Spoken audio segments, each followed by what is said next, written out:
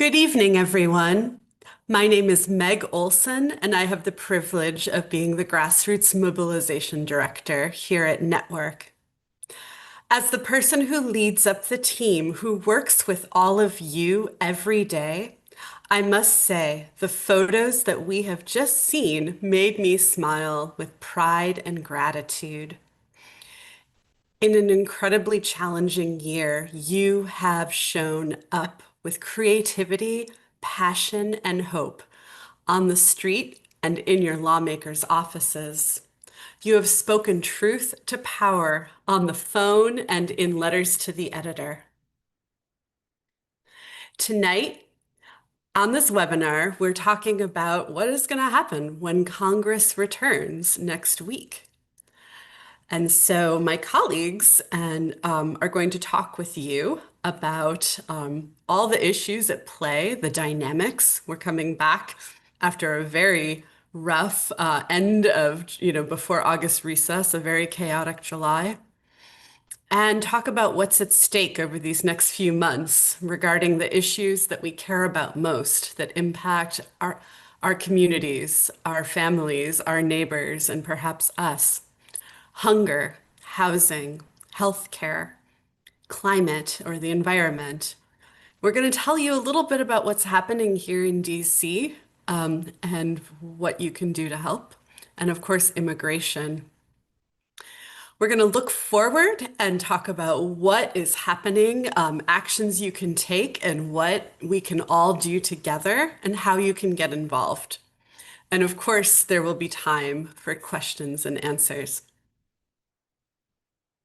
Joining us tonight is Network's very new Executive Director, Lori Carafone, Laura Peralta Schulte, our Senior Director of Public Policy and Government Relations, Jarrett Smith, our Senior Government Relations Advocate, Drake Starling, our Senior Government Relations Advocate for Energy and Environmental Policy, and Gianna Oaxaca, Senior Government Relations Advocate, Immigration Policy.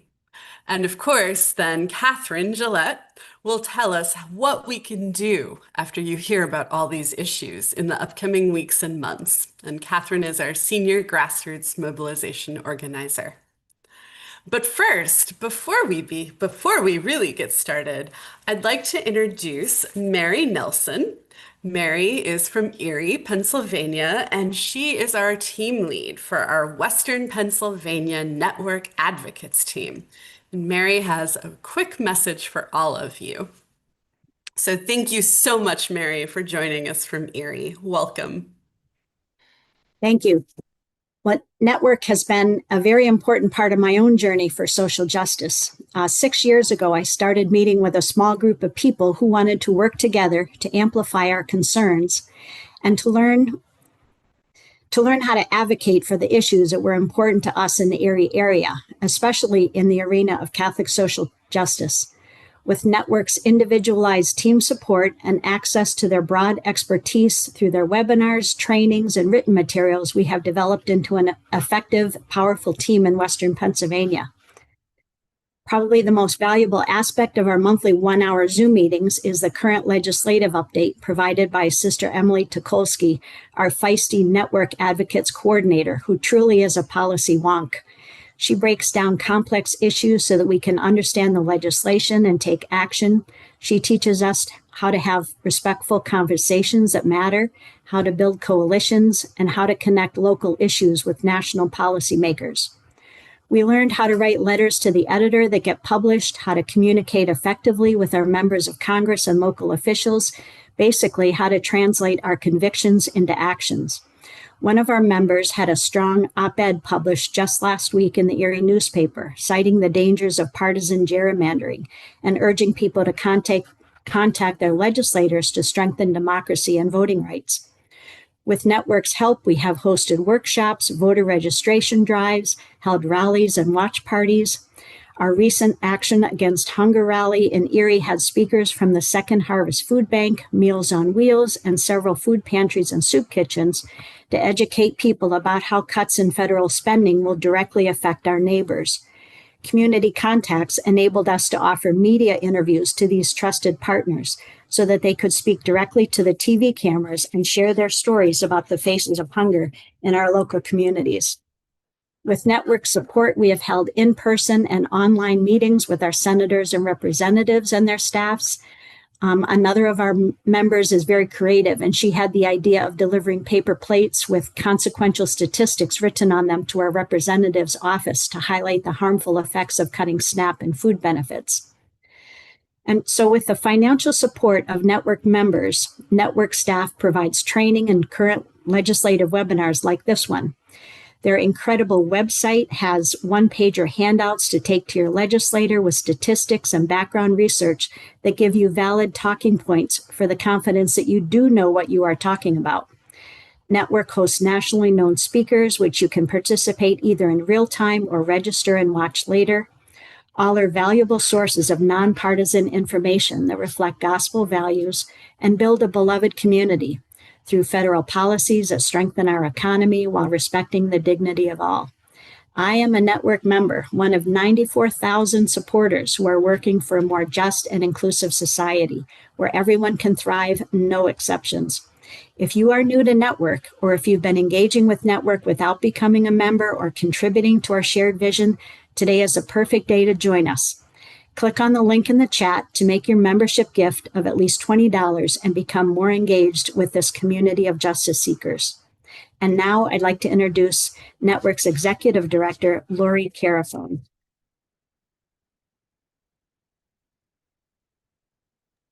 Thank you so much, Mary.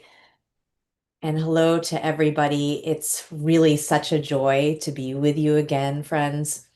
In my month and a half as Network's executive director, I continue to be awed by your powerful presence of community, supporting and spreading the good work of my colleagues. No matter where we live, our professional background, or even our faith tradition, we share a deep commitment to Catholic social justice values. It is considerably less joyful to welcome Congress back to Washington, D.C. Prior to the August recess, we saw certain members of the House and Senate pass a shameful budget that took away food and health care from millions of people in our communities. Then they manipulated the system to claw back billions of dollars in already approved funding, harming global health and peacekeeping efforts, as well as gutting public broadcasting. They showed us their values and priorities by allotting $150 billion with a B dollars to ICE, whom we are seeing on our streets here in Washington, D.C. daily. This has already radically expanded ICE's ability to kidnap our neighbors from our streets and accelerate our country's slide into fascist rule. Witnessing all of this as faith-filled justice seekers continues to be a major source of trauma for all of us. And I want to stress the need to leave space for the anxiety and grief that this inflicts on our hearts. Our pain is sharpened by the knowledge that a number of legislators know better, and yet they keep giving in to the destructive agenda of President Trump. Despite our persistent witness to these lawmakers, they often responded with profiles in cowardice. But when I turn to you, our field, I encounter precisely the opposite. You leaned in with courage, providing unflinching truth and action at this time when it's most daunting and even dangerous.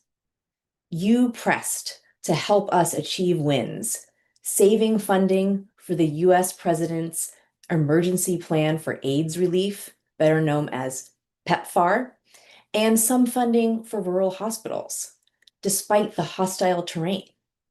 And in these past weeks, you have continued to go forth.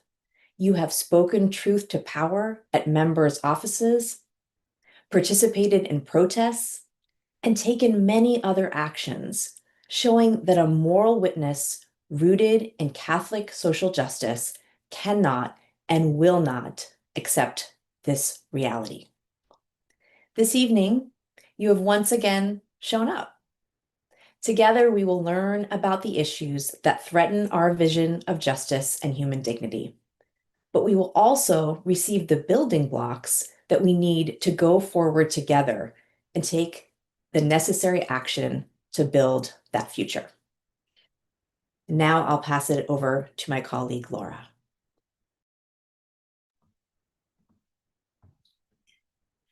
Thank you so much, Lori. And I am gonna start where you left off so beautifully. I appreciate your thoughts because we need to move forward from the budget reconciliation process that you worked so beautifully to counter these cuts and bring justice to what is next, what is ahead of us. But I do not want to lose the opportunity to say thank you particularly from the GR team, but from the whole organization, because it is in fact your energy that carries us.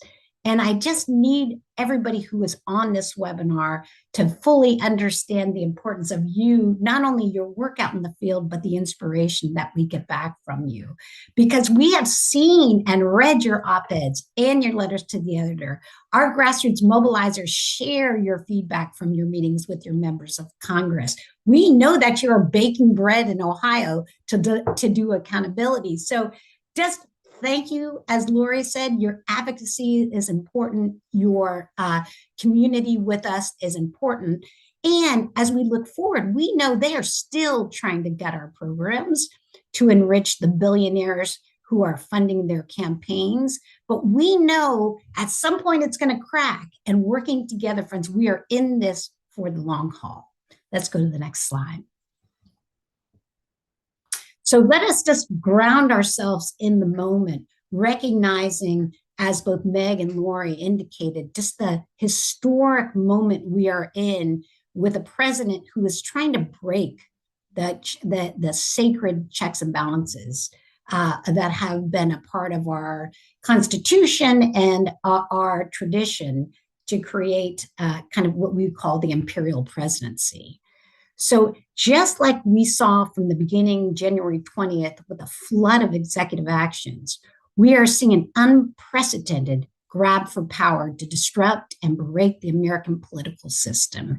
The things that we know are supposed to be as defined in Article 1 and Article 2, Congress makes the law, the president implements the law, are really have been turned over by this president as they continue to roll out their political agenda through executive action, one after the other. Shock and awe continues to be the name of the game. And they are getting much more sophisticated as they settle into power in terms of the really unbelievable firing of personnel that we've been seeing just this week at the Centers for Disease Control in multiple agencies across the government, just tearing it down, tearing it down. We also know that some of the activities that they have engaged in have long been opposed by Americans. And I'm not talking about Americans who are progressives. I'm talking about people who define themselves as conservative and as independents.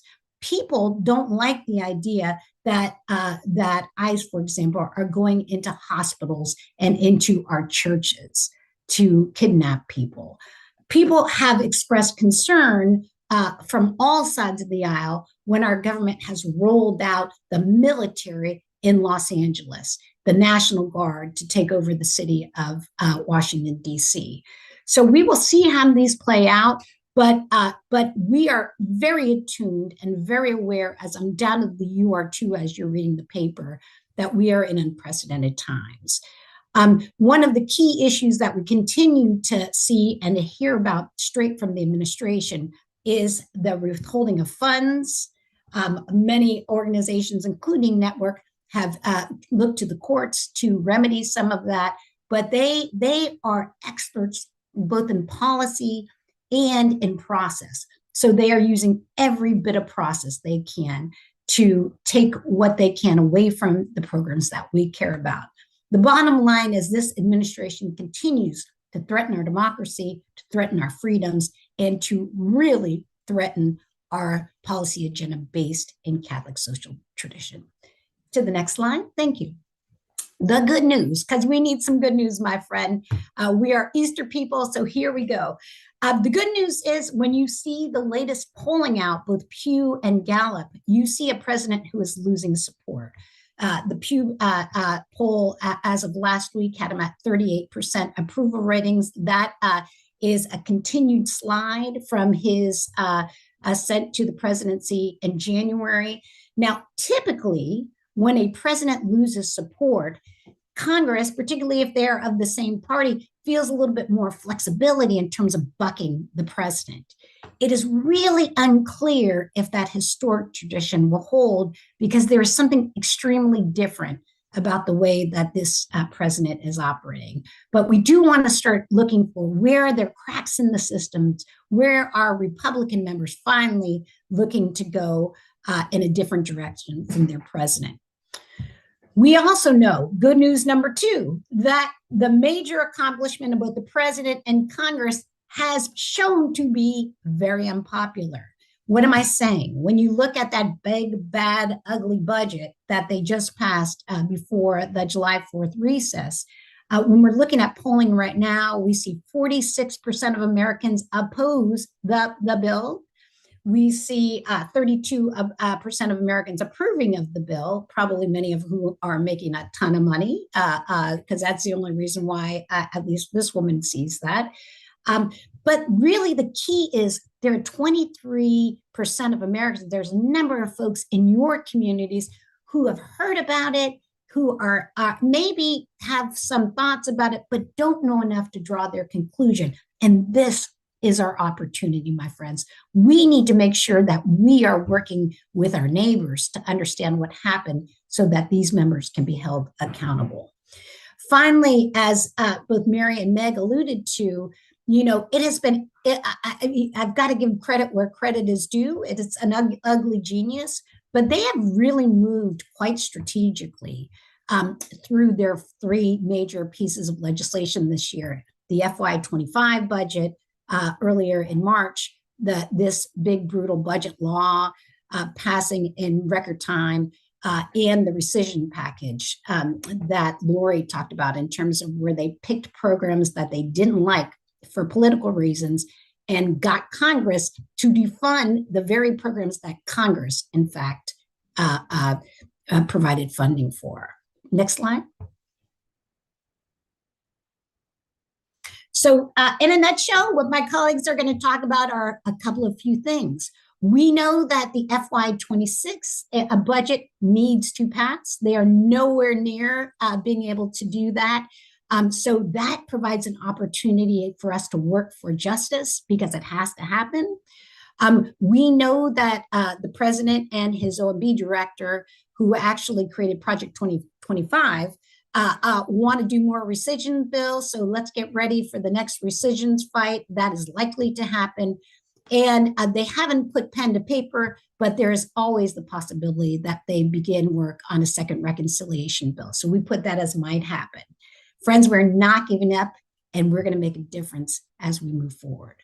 With that, I'm going to go ahead and pass it to Jarrett Smith, who is going to walk you through very important issues. Thank you so much, Laura. Really appreciate it. Good evening. Thank you all for joining us. We can't do this work here at Network without you. The Network team is really proud of our policy work on these issues that you're going to hear about tonight. And the first issue, the first policy area I'm going to talk about is SNAP, which is the Supplemental Nutrition Assistance Program. It has been a cornerstone in fighting hunger and supporting families for many, many years in this country. It provides both immediate relief and long-term benefits. So if you look on the screen, what does SNAP do? It helps millions of people afford healthy food in their communities. It cuts hunger boosts well-being, supports families and kids, improves public health, grows local economies, and lifts people out of poverty. You get the picture. This is an essential program for self-sufficiency. Next slide, please. SNAP provides emergency support when people are in desperate need. It stabilizes families in crisis, and it has a proven track record over decades of helping yourselves, your family members, and your neighbors. In short, SNAP reduces poverty, helps with our health, and strengthens our economy. Next slide, please. So let's look at what happened in the big ugly law. We saw the biggest SNAP cut ever. The Republican Party is trying to renegotiate the social service benefits that we have taken granted for many, many generations now. The House cut $300 billion. Millions of people, these are the people in your community, will lose support, even as food costs. When you go to the grocery store, just like my family goes to the grocery store, those prices increase all the time. Federal support will drop by up to 25%. That means the states that you're coming from will be required to pay a bigger share. Some states may even drop out of the SNAP program. I just saw today the state of Illinois will have to come up with $800 million to make up for the SNAP cuts that the Congress passed. Next slide, please. So the HR1, the big ugly bill, the Congress came up with all of these machinations to decide how states will have to pay more money to support the SNAP program. They also came up with something that Republicans cannot seem to get enough of. That is work requirements, additional paperwork, which really means that people will be thrown off or not be able to get SNAP benefits. You will see that this is going to hurt kids in school that are getting free lunches. The summer EBT will either be reduced drastically or states will just completely opt out. So what does this mean overall? It means bottom line, more hunger, especially for kids and seniors who really, really rely on the SNAP program. Local jobs and businesses will be hurt because for every dollar that's spent on SNAP, over $1.25 is earned by local businesses. So if you can't have healthy food, that means that you will probably eat less healthy food, more processed food, which will lead to more health problems. Next slide, please. So SNAP cuts are not just going to hurt us when it comes to being hungry at night. We will also see uh, uh, impacts in education and in opportunity when it comes to people's everyday life. If you don't feed people, it just has a ripple effect and how it impacts people and how they take care of themselves or how they take care of their families. SNAP, don't forget, helps communities thrive, and we need to make sure that we use this program and others that are part of the social safety net to make communities better. SNAP works, and let's do whatever we can to make changes to the big ugly uh, law so that we can once again have this program that helps millions of people around the country. Next slide, please. So uh, let's talk about one of my actual issues, housing. So for FY26, The House and Senate have come up with their proposals how to support primarily HUD, the Housing and Urban Development Agency, and it also has some support for USAID, which handles rural housing. You're going to see some numbers in this slide deck. Don't worry about the numbers. This is what you need to take away from this presentation. The Senate is trying to at least have a maintenance effort in their programs, while the House, the more conservative House, is trying to cut housing programs, which will lead to more homelessness. Next slide, please. So if you look at some of the proposals right now, you look at in this slide, you see what the House is proposing versus the Senate. Senators Collins and Murray, who run the Senate Appropriations Committee, have pushed for their colleagues in the Senate to make sure when it comes to housing supports that there at least is enough money to provide similar support that they did last year. Not huge growth, but it is not the type of reductions that you're seeing in the House proposal. Every line item on this slide is a lower financial fiscal effort from the House.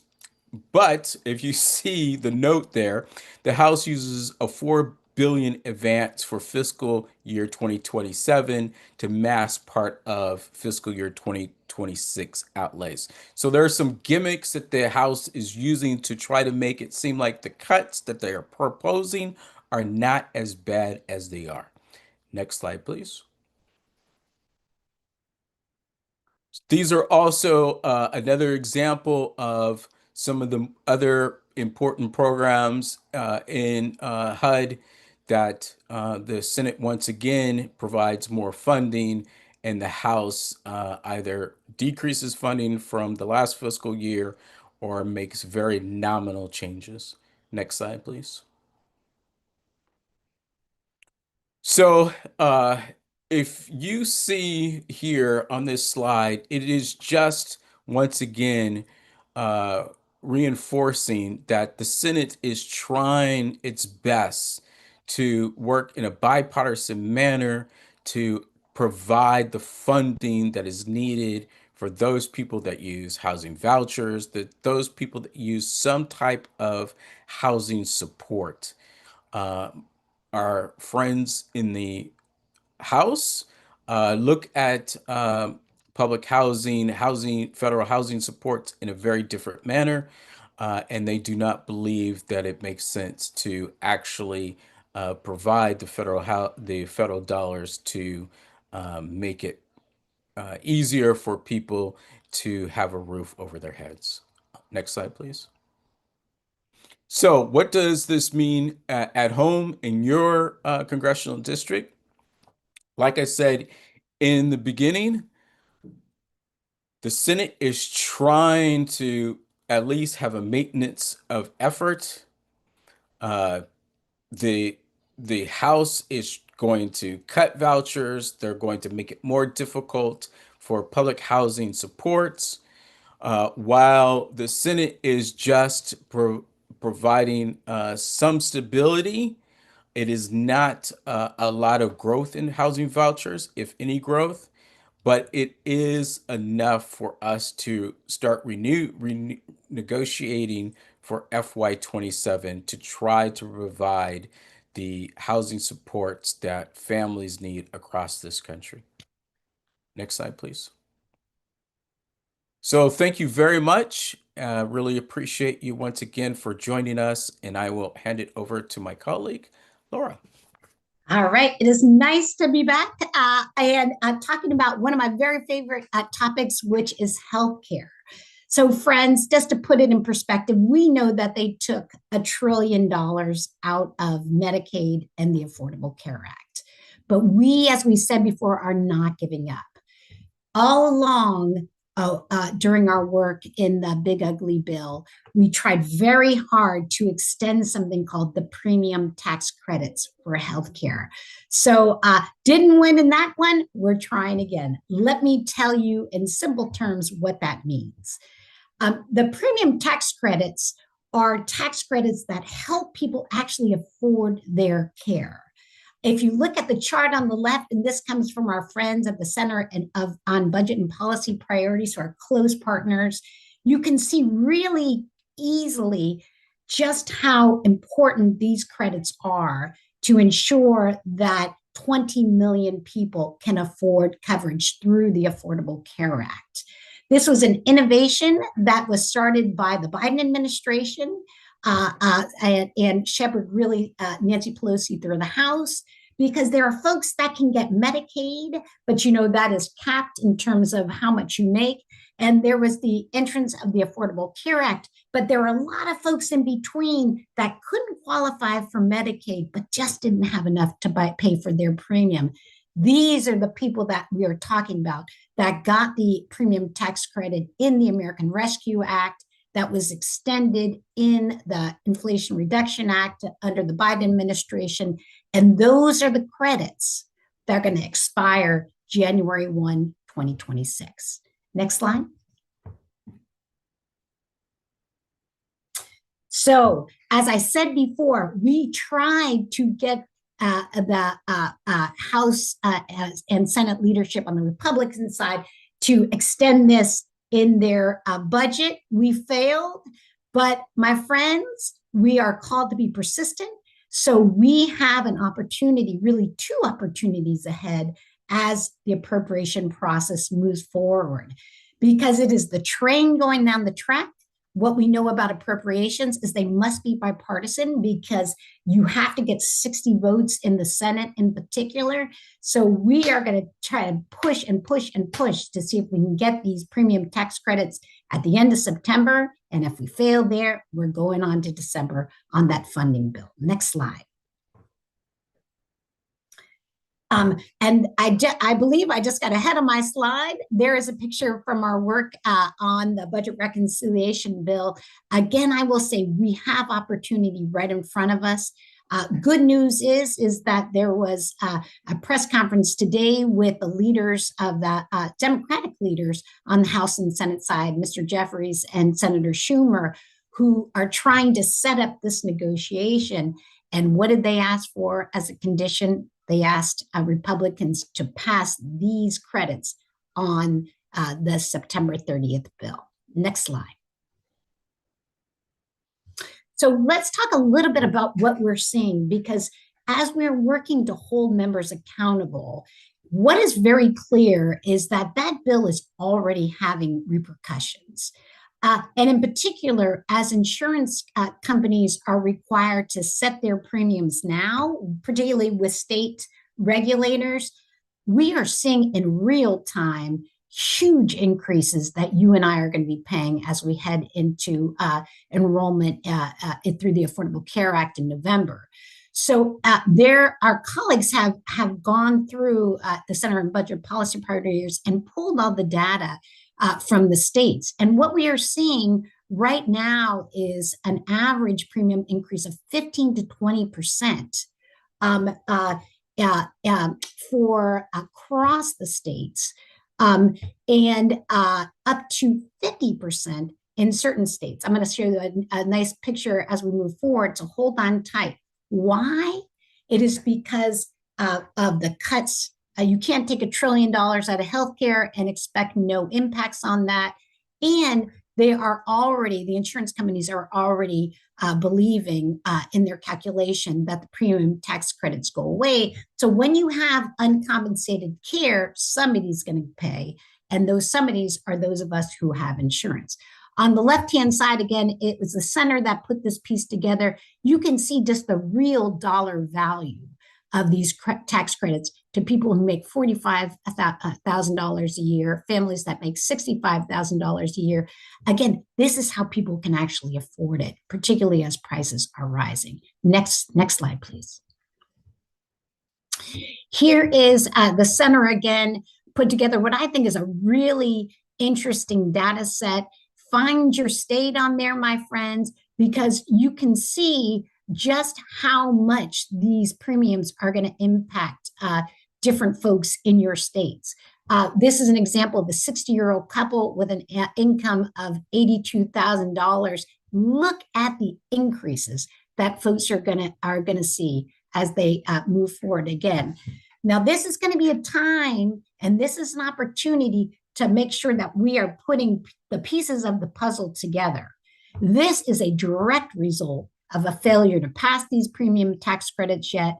It is actually a direct result, my friends, of the $1 trillion cuts that just passed in that bill. Next slide. So with that, I'm going to turn it over to my colleague Drake, who is going to talk to you about climate and the environment.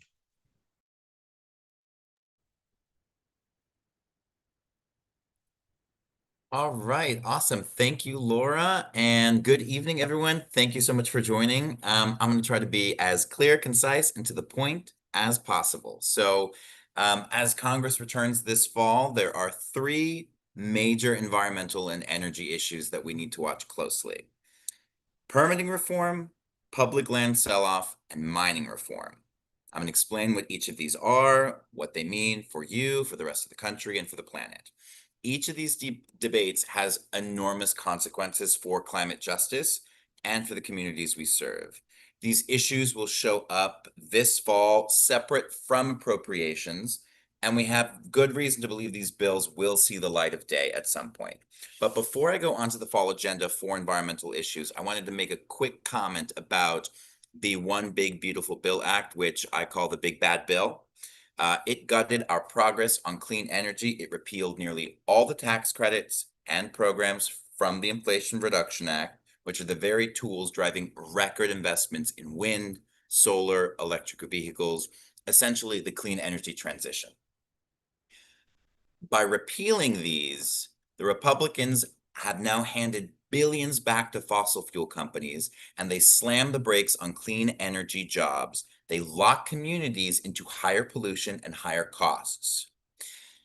The FY26 appropriations bill actually guts the clean energy progress by completely repealing the Inflation Reduction Act tax credits and slashing funding for climate and environmental programs. Instead of investing in renewable jobs and resilient communities, essentially, it just keeps on giving fossil fuel subsidies to these billionaire corporations, weakening safeguards for our air, water, public lands, and ultimately our health. So that's a preface there. But right now, I want to, next slide, please, so we can go to permitting reform. Okay, so permitting reform may sound like a really technical issue. Nobody really knows what that means. I'm going to break it down for you. It really is essentially, it just determines how our nation approves projects like pipelines, power plants, renewable energy, or dirty energy infrastructure. Right now, communities rely on the National Environmental Policy Act, which passed in the 70s, also known as NEPA, to make sure projects undergo environmental review and community consultation before moving forward. Pretty simple. That process is one of the only tools that indigenous nations, frontline communities, and basically anybody who has any type of energy project being proposed in their backyard has to protect their health, land, and water. A lot of these lawmakers are pushing to weaken NEPA in the name of efficiency. But in reality, these rollbacks would make it easier to fast-track fossil fuel projects that harm communities. This bill, permitting reform, was attempted in the lame duck session last year. That is the session after the presidential election, but before the new president was inaugurated, by Joe Manchin and John Barrasso. And because it's a specific type of bill, it cannot pass through budget reconciliation, meaning it has to pass through regular order. So it would be a standalone bill needing 60 votes to break the filibuster. Right now, Republicans only have 53 votes, or 53 seats. So that means that they would need 7 Democrats.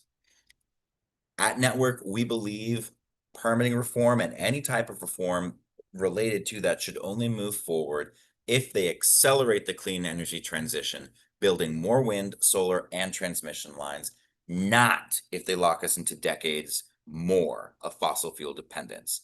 This will likely happen in October, but the Majority Leader Steve Scalise and House Leader Mike Johnson have said that this will happen this fall. So we're going to keep you updated on that. Stay tuned for more.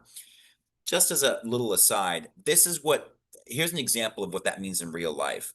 In Southwest Virginia, families living near a proposed gas pipeline use NEPA to force the gas pipeline company to study how the project would affect drinking water and landslide risks. Without that review, the pipeline could be pushed through very quickly, leaving residents vulnerable to polluted wells and increased flooding and poorer health. This is why it's so important to make sure that any type of reform centers human well-being at its center. Next slide, please. So, public lands and national parks sell off. This was something that was attempted in the budget reconciliation bill, aka the big bad bill that was passed, unfortunately, this past summer. Initially, they tried to put this in, and it looks like they're going to try to do it again, possibly. I have a big feeling that they're going to try to do it a little bit stronger this time. So, on the surface, these proposals are often framed as giving more local control to states, to counties, to municipalities, or generating revenue. But the reality is that they would mean less public access, fewer environmental safeguards, and a lot of long-term damage to biodiversity. As people of faith, we recognize that public lands are not just an economic asset, part of our GDP, but as part of creation itself. It's a sacred trust meant to be stewarded for future generations. Any attempt to sell off national parks or public lands undermines that responsibility. Just so you can understand a little bit of the magnitude of this, the proposal would touch all national parks, Yosemite, Glacier National Park, Stanislaus, and all federally held public lands under the Bureau of Land Management, also known as BLM, not to be confused with Black Lives Matter.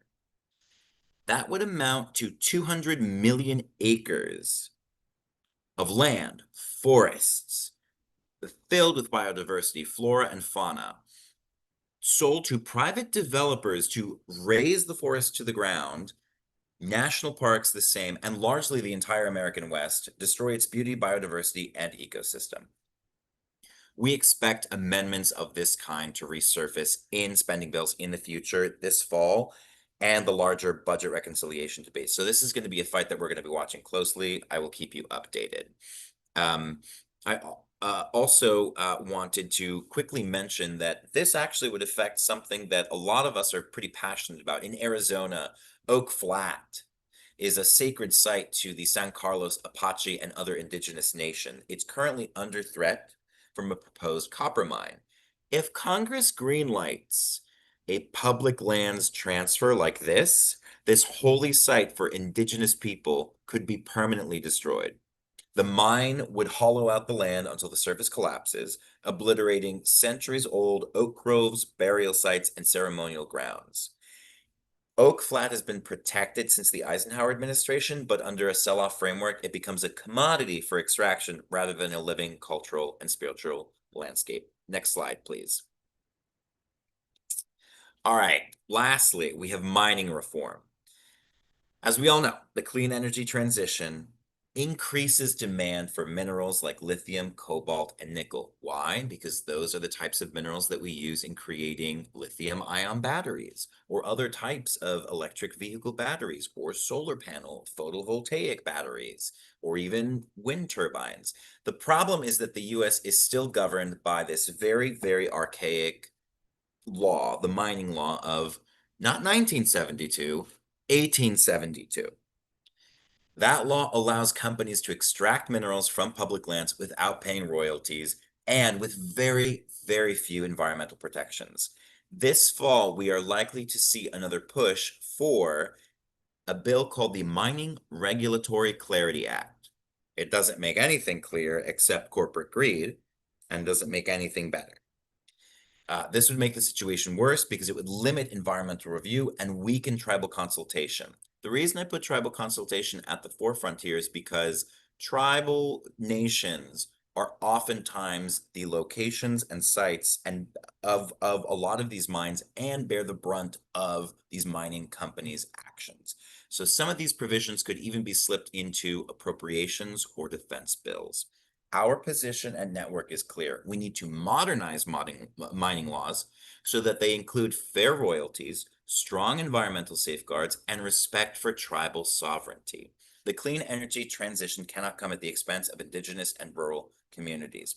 Here's a for instance.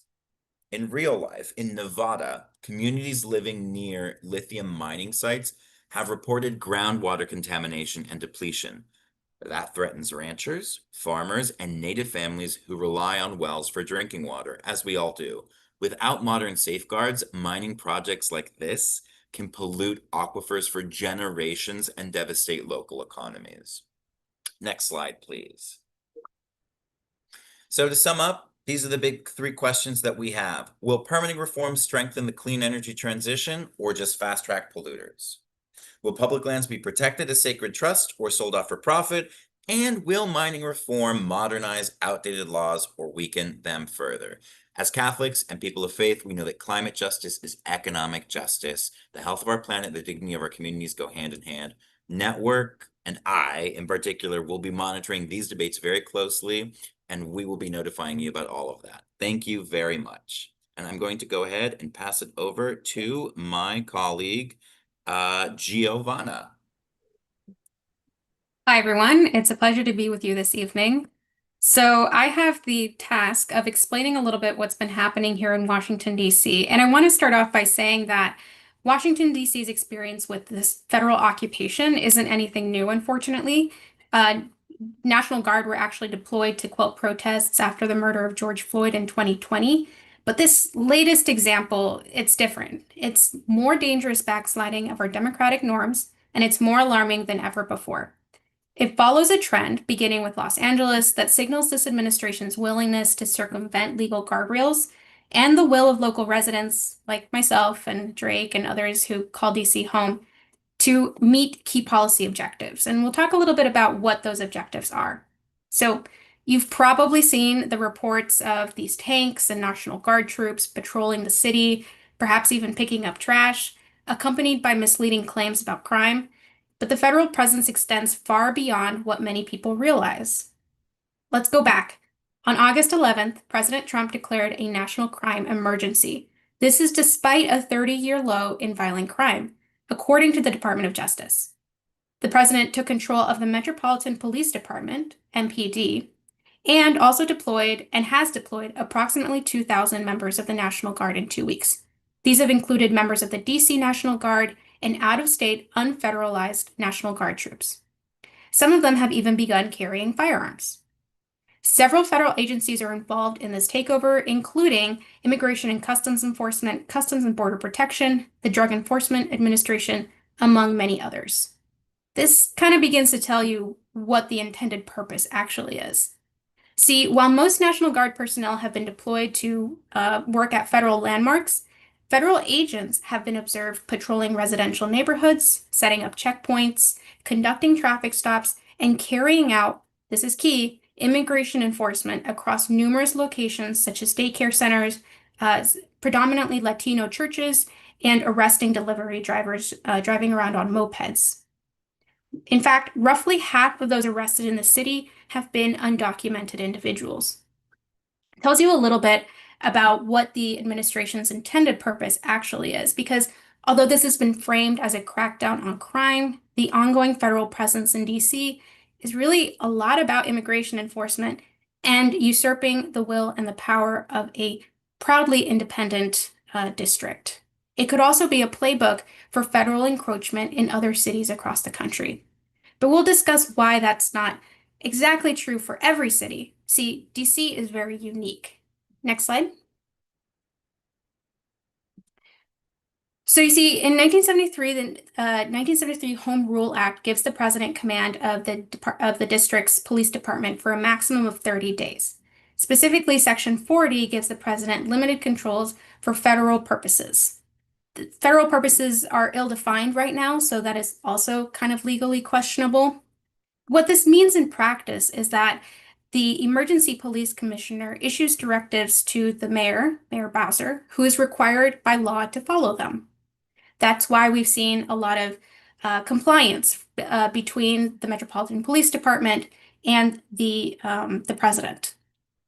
You've also seen all these new National Guard troops introduced into the picture. They're here because of Section 5024, 502F of the Federal Code, Title 32, which is just a part of the U.S. Code, which enables state governors to deploy their guard to D.C. as requested by the President or Secretary of Defense. This is important. Guard are authorized to operate in Title 32 status, which means they remain under state command with limited federal missions and compensation, and therefore they are not considered federalized. They are considered unfederalized out-of-state National Guard. Why does all of this matter? Because Washington, D.C. has this unique law from 1973, and it has unique jurisdiction because the president has control of the National Guard. The National Guard in D.C. is authorized to perform limited law enforcement duties, which would exempt it from other legislation, and National Guard units from out of states, when operating in this unfederalized statute, may also engage in law enforcement activities. So we're kind of stuck here in D.C. in this quagmire because it's such a unique circumstance. That being said, the president has made threats to bring National Guard troops or other federal forces to other cities. So I want to speak just very briefly about Los Angeles, because in Los Angeles, we also saw National Guard troop activated, although they were in response to protests, widespread protests because of ICE agents kidnapping our neighbors, and they were deployed to assist indirectly with federal immigration operations. This whole activity has also been called under legal review. What this all means and leads us towards is that if the president were to threaten Illinois or Maryland cities with troops or with federal agents, governors would need to provide explicit consent. That may not impede the president entirely because we're in very uncharted waters legally here. On September 10th, this is the deadline for this DC takeover to end when the 30 days expire. Congress would need to pass a joint resolution to continue it. So we'll be waiting to see as network and as a faith community living here in DC, what steps Congress will take to maintain the independence of DC. DC has a very proud and rich legacy of independence. It's vibrant, multicultural, resilient, strong. So I just want to underscore that this narrative of rising crime and the accompanying show of force from the president on all these federal agencies don't really address the root causes of public safety concerns and overlook the will of local communities. Prior to any of this federal enforcement, local initiatives were showing a lot of promise with bringing down violent crime. So this heavy-handed federal presence, many feel, is really not required. Today, demands are growing for the rejection of this extension of emergency powers to oppose the federalization of DC's police force and for greater accountability from the administration, and above all, passage of legislation like H.R. 51, which would grant DC statehood, making it one of the new states in the nation. That's a lot to cover. I just wanted to help dispel some of concerns people have about DC, to say that we're still standing strong, we're supporting our community here, and we look to you all to support us as well as we navigate these uncharted waters. Oh yes, that was the last slide. And if you could flip to the next slide. I'm going to continue to talk about immigration, which is another, unfortunately, very difficult area, because what we've seen in just the last couple of weeks is that immigration enforcement has continued to destabilize our communities. Part of this has been accelerated by the $175 billion that were provided for immigration enforcement and border security through the Big Bad Bill. We've already seen new efforts by ICE to recruit up to 10,000 ICE agents, border wall construction continuing, and unfortunately, more kidnapping operations happening throughout the country. All of this is driven by an arrest quota, which many of you have probably heard of, is up to 3,000 daily. And it has swept up numerous people, countless people that we know and love, including people with no criminal records, DACA recipients with protection from deportation, long-term residents with green cards, and even some US citizens. Congress is trying to address all of this with and chart a new path forward with a few legislative proposals. So I'm just going to raise them because I think they're important to know about. This includes the Bipartisan Dream and Promise Act, the Bipartisan Dignity Act, and the Registry Act. I won't go into detail today. That's a topic for another webinar. But even these bipartisan solutions have been disavowed by President Trump. And despite the effort to not pass them in Congress, I think we still need to talk about them and show that there's support for just immigration policies. So in the absence of legislation, as these efforts have stalled, we're still tracking federal spending because that's one of the remaining ways to understand Congress's priorities. And so even though we just passed this massive spending package with $175 billion for ICE and other immigration funding, Congress is trying to pass yet another budget bill for next year, which would provide more funding for border wall construction, hiring and retention of Border Patrol agents, and nearly $1 billion more dollars in funding for ICE. Even though ICE is already blowing past its congressionally authorized limits, here it is again asking Congress for more money. There is no stronger tell of a nation's moral priorities than its budget, and we at Network, especially myself, will continue to be a leading voice on the Hill, calling for a moral budget, and we look to all of you to support those efforts so that we can live in a world and society where everyone can thrive, without exception. I'm going to turn it now to Catherine to talk a little bit about our calls to action. Thanks so much, Giovanna. Friends, it is really good to be here with you all. Huge thanks to our government relations team for that update. It was insightful, it was energizing, and honestly, it was a bit intimidating. We have some real challenges coming up when Congress gets back from recess, with appropriations, a possible new rescission package, and a possible new budget reconciliation bill on the horizon. However, I am here to share some good news. There is so much power in this community, and there are some very concrete ways that we can all engage in the coming weeks. So first, I want to thank all the advocates who have helped to share Network's new zine with their communities. Network zine is a single piece of paper. It's just printed on one side and folded into a mini little 8-page booklet. And so the zine, it has clear and compelling information about that recently passed budget reconciliation, the big bad budget law, and how it hurts our communities. It is available in both English and Spanish on our website. And for the past month, our advocates from across the country have been printing it out, folding it up, and sharing it with their communities. You all have been great. You have had zine folding parties. You have shared the zine with constituents at town halls, at rallies, at community picnics, at local restaurants, churches, mother houses, with local community groups, and with lots and lots of family and friends. As was mentioned earlier, one of our Cleveland advocates even delivered it to her neighbors with homemade zucchini baked goods. So y'all have done a great job getting this out into the community. And by sharing the zine, you all are helping to educate your communities and reaching people who might not otherwise have access to this information. And as Laura shared, we know that the data is clear, the contents of the new law are not popular, and we need to hold our elected officials accountable. So if you have been sharing the zine, great job, thank you, keep it up. And if you haven't shared it yet, there is still time. I hope you will join us. Check out the link in the follow-up email. And help us to get the word out. It is a great resource, but it only works if you share it. So that's the zine for you. Second, this is not going to be a surprise. However, I want you to contact your members of Congress. Over the next few weeks, Network is going to share a series of action alerts urging you to email your members of Congress. And so the first email is actually going to go out on Labor Day, and it's going to focus on the Protect America's Workforce Act, HR 2550, which is a bipartisan bill that would restore federal workers' right to collectively bargain. And so that's going out on Labor Day. And then after that, we're going to send out an email every Tuesday focusing on a specific priority within appropriations. We are going to provide you with some suggested language for your email, but if you want it to be effective, I strongly urge you to personalize it.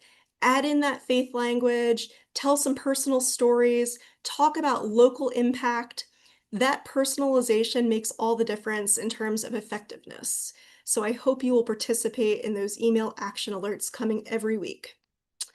And third, I am thrilled that we've had so many folks with us this evening on tonight's call. Like I said before, that is powerful. However, we can do better and we need to do better. We need you all to bring others along with you. So that could look like all kinds of different things. Maybe it's hosting a zine party and calling on your friends and your family to help you to distribute these zines throughout the community. Or maybe it's committing to share every single action alert with 5 of your friends who you trust to take action, and then encouraging each of them to share the action alert with 5 of their friends, and so on. The data tells us that there is a significant portion of the population that wants to take action but hasn't done so yet. And so there is lots of room for easy movement growth. 21% of people polled would like to take action to oppose recent policies but have not yet done so. 21% of people polled. So don't be afraid to invite others into the work. Another popular data point, movements engaging a threshold of 3.5% of the population have never failed to bring about change. So from the bottom of my heart, thank you all. Thank you for being here. Thank you for all that you have done. And thank you for all that you will do in the coming weeks. As an organization, our power comes from all of you.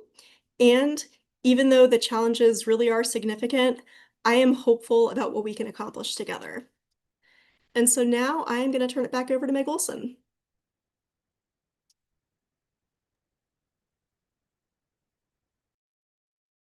Thanks so much, Catherine. If presenters can come back on, we have time for a few questions. Oh, so I think we have definitely variations of two big questions. One is there was obviously a lot of great information, important information shared tonight, but how do we prioritize all these issues? Laura, I see you look eager to answer this. Well, and I'm looking at Lori too, because our minds are likely in the same direction. So we are going to help you prioritize those issues by making sure that the materials we send you and the briefings that Catherine and Eilish and Emily and Chelsea do with you and your teams are relevant, are important, and are strategically timed to make a difference. So again, look for our emails every Tuesday that are up and coming. They will be timed specifically to have impact on the various issues that we are talking about. Friends, we don't know what we don't know in terms of the road ahead. So believe me, if something new hits the scene, we're going to be calling on you to take action, and we will tell you exactly how you can be effective in doing that. Thanks so much. Great. Another question that has been bubbled up in a few different ways. Folks who have Republican senators and a Republican representative, how can we convince them that they need to support the issues that we care about, even though it goes against the administration and what we've seen so far this year? What can we do? Jarrett, do you want to attempt an answer? Thanks, Meg. I would say you have to continue to be in dialogue. I mean, you're not going to have one engagement and everybody's going to all of a sudden, be on your side and support whatever policy that you're talking about. But you have to constantly be in dialogue. You have to ask your friends and family to be in dialogue with these representatives and senators. We have to talk about these issues, what your vision is for the country, and find areas where we can agree, and then we can work together to help the American people. Thanks, Jarrett. And I think you know, I, we've already seen with some of our field during this August recess, like you all have had some really brave conversations with your lawmakers about the votes that they took. So we have to keep holding them responsible for, if they think that healthcare cuts to Medicaid aren't going to affect their constituents, we've got, we have to find the stories, the hospitals that prove otherwise. So I think stories and just, finding the human side of the hurt um, is so important. So that was how do we talk to Republicans? On the flip side of that, now we have folks who are asking, as we can guess, they live in a blue state. They have Democratic senators and Democratic representatives. What can they do in this moment? Catherine, you look eager to answer. Well, I'm going to say talk to your Democratic lawmakers anyway, because they still need to hear from you. But also do a little organizing. Think about your friends, your family, people that you know in other places, and pass along those action alerts. Make sure that they are receiving them, that they are informed, and that they are taking action. Because yes, I want you to contact your Democratic lawmaker, but I also want you to engage your family and friends to do the same in their own states. Great. Laura, anything you wanted to add there? I just want to, it's math. Politics is all about math. And remember, we're talking about an appropriations process. That is a 60 vote threshold in the Senate. They cannot do it without your Democratic members. So you are saying it so nicely, Catherine. I want you to shake them up to remind that they need to be in the fight and for them to demand if they are going to get their vote, and unlike what happened in March, where we gave $1 billion cuts to DC and we got a bunch of program cuts. If you want Democratic votes, we want to fix the premium tax credit. We want to fix the food systems. We want to look at drugs issues. We want to look at cutbacks to immigration enforcement funding, like earn the vote. That would so not only is that necessary, it's super important at this time. Thanks. Drake, you wanted to chime in as well. Yes, I did. That was a really good question about what people can do and how they can get engaged at the state level right now to know what's happening in their particular area. There's a really good resource that I follow a lot called Climate Exchange. They do webinars on things that are happening at the state level. I can drop that in the chat to you, Meg, and hopefully perhaps you can share that with others. Um, they do webinars once a month and they will give a readout about what's happening in New York, Illinois, California, all over the country at the state level so that you can get a little bit more involved at that local level, not just at the federal one. So I wanted to make sure that people saw that as well. Great. Thanks, Drake. Absolutely. How much more time do we have for questions? I know we're a little. Okay. I think these kind of go together. One more. Thank you. Um, these kind of go together, and these are folks I've coming from folks who've, been with us this, watching and working on the bill and now in this aftermath and moving forward. This bill passed. How do we talk to voters? Because we know so many of these cuts aren't happening until after the midterms. So how do we talk to people about these cuts? And what can we do to is there any wrenches we can throw in the way of this big bad bill, or is it just rolling forward no matter what? So I'll start off and, my colleagues can jump in. Yes, parts of the bill will go into effect after the election or in the future, but states are going to have to prepare now to at least let their constituencies know what is happening, and state legislatures are going to have to meet and decide what they do. Do they raise taxes? Do they take away money from different programs to support Medicaid or SNAP benefits in their communities? I mean, yes, it's going to take a while before all this takes effect, but in your state, things are going to start happening as soon as your legislature is going to meet and your governor is going to have meetings to figure out the way forward, because this is going to touch all of us in this country. And the amount of money that we're talking about, states just do not have enough money to make up the difference from the federal government. So big choices are going to have to be made. Thanks. Meg, can I just cheat a little bit on the healthcare piece? Friends, you're going to see a jump in your premium in a month. And my goodness, if we don't use that as an opportunity in the enrollment, because it's not just the fact that people are going to be kicked off of Medicaid over the longer term.